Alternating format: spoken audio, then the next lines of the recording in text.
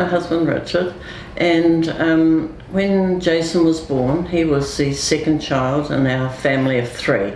So the eldest was Richard, and a year later Jason was born in 1967, and then our daughter Juliet 2 years later. So we had a fairly hectic life. And we lived in Cromwell, a very small town, about half an hour from Queenstown, and at the time there was no integrated schooling. So we were faced with a real problem. What and how would we get Jason educated? And we weren't in the position for my husband Richard to shift for work. So we heard about the Wilson home in Takapuna in Orley.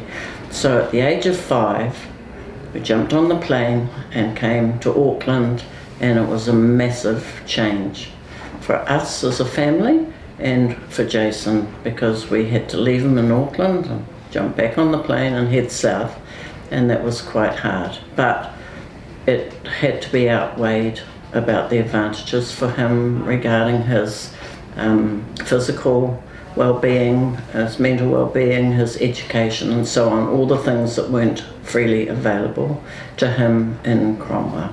So that was the start of our journey to Auckland, 46 years. That was the start of his life.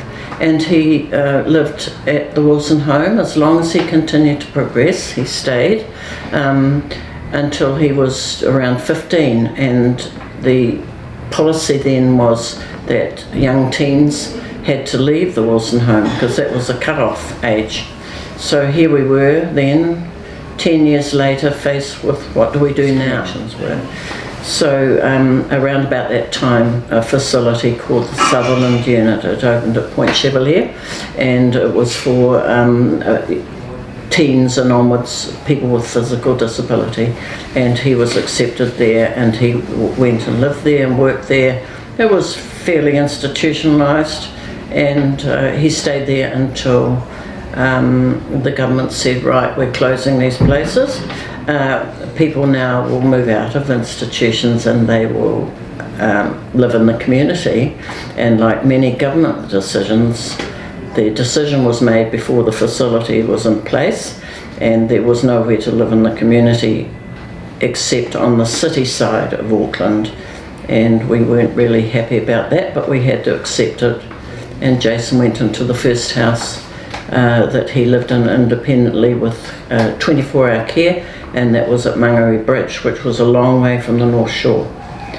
And there were a lot of challenges and a lot of problems. He went back to the Sutherland Unit, and it was there that we met Liz Soper, and things changed for the better for Jason. We'd really reached the bottom of the barrel, not knowing what to do. I don't know how Robin managed all those years, but she did. And then we met Liz, and it was like, oh, here's a guardian angel suddenly arrived. And after talking to her, it was just like a huge weight off our shoulders. And of course it proved to be very successful for Jason, and we had this wonderful contact, and although we hated to do it, but there were some times we were really stressed out. Jason was having a sort of an angry period, and we knew your mother kept saying, just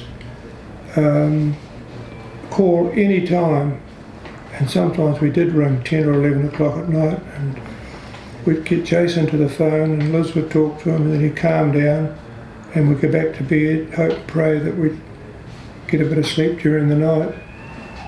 But truly, without your mum, I honestly don't know. I don't think we'd be sitting here today. No. I'd be living in the tropics somewhere, fishing or something.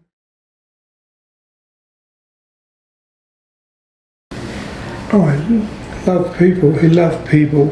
Yeah, he was a real people person. I think that was his... He probably inherited a lot of that from the Lebanese genes of his father. You know, the Lebanese are outgoing and friendly and good hosts and hostesses, and Jason gravitated towards people, and he got his biggest buzz from the contact that he had with people. He was always interested in what they did, what the caregivers did, who their families were, and the names of their kids, and always the name of their dog. And so I think that was one of his biggest attributes. He was a people person. He would work the room. Yeah.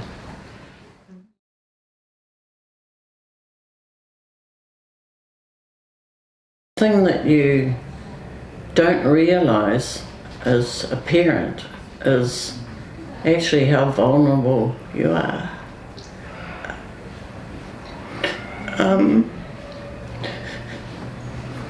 Sorry. You can't, we as a family, I don't think, can really state strongly enough the role of the caregiver. So the caregiver can be an advocate for your child, can be an advocate for the needs of the family. They are just amazing people doing a challenging, difficult job, and without them, who knows what our society would be like. Wonderful, and they embraced us as a family. They embraced Jason. They got to know him in many ways, and he was interested in them, and he always appreciated what they did for him. And even when things were really going down the tube for Jason at times, as they did, he never ever spoke ill of a caregiver, not for any of his 51 years of his life. He always was grateful for what they did. And I think as parents, we really appreciate what a difficult role a caregiver has, to emphasise it more strongly. It's a physically demanding job. It's sometimes, I think, when you don't get feedback from the people that you're caring for. When I say feedback, I mean, verbal. Some people are non-verbal and they can't speak. And sometimes families don't appreciate what a caregiver does. If you don't get feedback, sometimes it's quite difficult to do your job.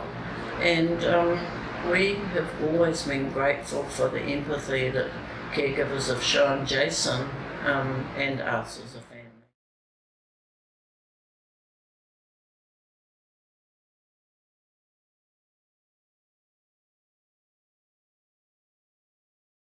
Jason died. We thought, how could we as a family acknowledge the wonderful support that we had had through Creative Abilities and the many caregivers over many years of Jason's life, how we could acknowledge that. It was hard to individually perhaps do it with the people who had worked in the house with him, the two houses that he lived in with him, but because it was spread over many years and some people have come and some have gone. So Richard and I spoke and with our son and daughter, Rich and Juliet, and we thought that an award made on Jason's behalf to be made annually to a caregiver within the company of Creative Abilities or managerial staff within Creative Abilities would be a very positive way to reinforce the role of those people and acknowledge the great work that people do and how they enhance and change the lives, not just of the person concerned, the teenager or the young adult or the older adult, but also, just as importantly, how they enhance the lives of the families. So the Jason Fraser Care with Heart Award will be given annually, presented to someone within the organisation who provides care. It can be in many forms, but above and beyond the norm that is accepted within the working situation. So they go the extra mile, they provide the extras in that person's life to make a difference, to enable and empower them to do what they wish to do, but also to make their lives better. So that's the Jason Fraser Award in Jason's name, and if Jason were here and you were to ask him what he would think about the award, in one word he would say, awesome.